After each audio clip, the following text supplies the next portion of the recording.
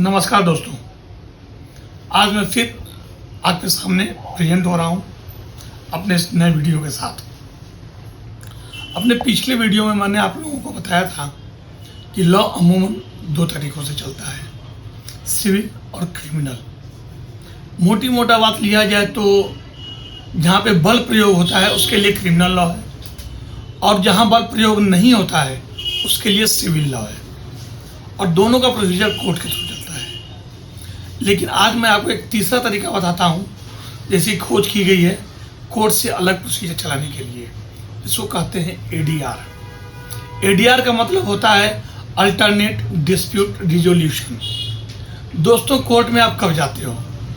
जब दो पार्टियों के बीच में, कम से कम दो पार्टियों के बीच में डिस्प्यूट, इसलिए आप कोर्ट में जाते हो।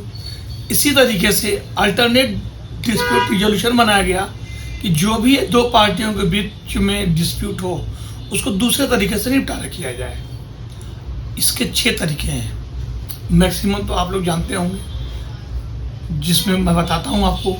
निगोशिएशन है, मीडिएशन है, कॉन्सिलिएशन है, आर्बिट्रेशन है, सेटलमेंट कॉन्फ्रेंस है, लोक अदालत है।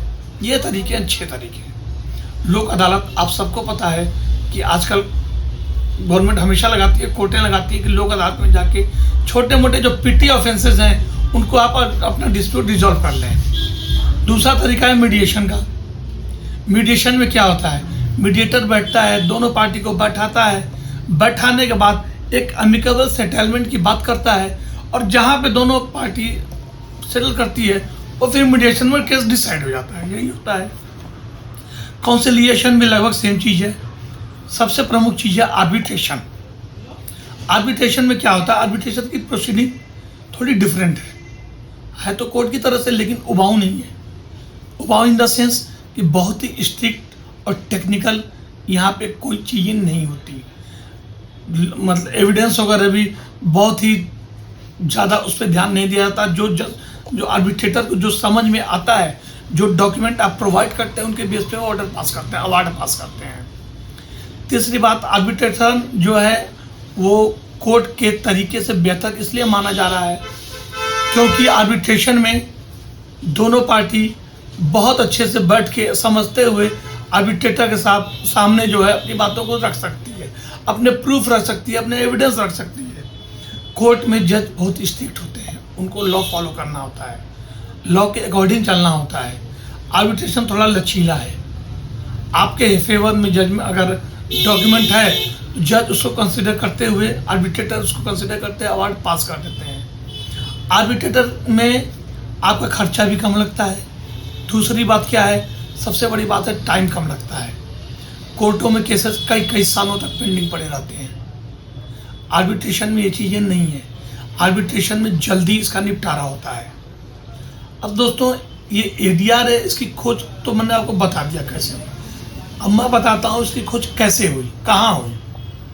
ये शुरू हुआ सबसे पहले यूएस में।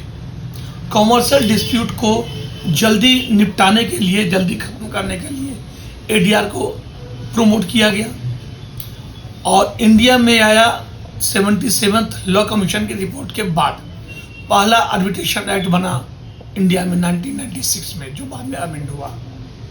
आर्बिट्रेशन की जो प्रोसीडिंग है सिविल से अलग है, और सिविल का जो सिविल प्रोसीजर कोड है वो इस पर अप्लीकेबल भी नहीं है। बहुत सारी चीज़ों में अप्लीकेबल है ही नहीं। इसका अपना अलग सिस्टम है, उसके अकॉर्डिंग इसको किया जाता है। आर्बिट्रेटर कहीं भी बैठ सकते हैं, अपने घर भी बुला लेते हैं, थोड़ा इजी माहौल होता है। पार्टीज खुद सारी बातें उनको समझा सकती हैं। कोई उनके अंदर रिजिडनेस नहीं है कि वो कोर्ट के अंदर आएंगे, नहीं। वो अपने ऑफिस में, अपने घर पे या कहीं भी बैठ के आर्बिट्रेशन की प्रोसीडिंग कर देते हैं, जिसका फ़ायदा ये होता है कि होमली और फ्रेंडली जब माहौल मिलता है तो सारी बातें पार्टी खुद भी कर सकती है। ऑल्दो बहुत सारी चीज़ें ऐसी हैं जिनके लिए पार्टी को एडवोकेट करना पड़ता है। एडवोकेट होना भी चाहिए, क्योंकि टेक्निकल बातें एडवोकेट ही जानेगा, आप नहीं जा सकते, क्योंकि क्या बोलना है और क्या नहीं बोलना है, बहुत सारी चीज़ें जो वकील को पता है। तो आर्बिट्रेशन इस मामले में अच्छा है। बाकी मैं आपको आर्बिट्रेशन की प्रोसीडिंग कैसे होती है, क्या है इसका प्रोसीजर, इस सब मैं बताऊंगा आपको अपने अगली वीडियो में। तब तक देखते रहिए। नमस्कार।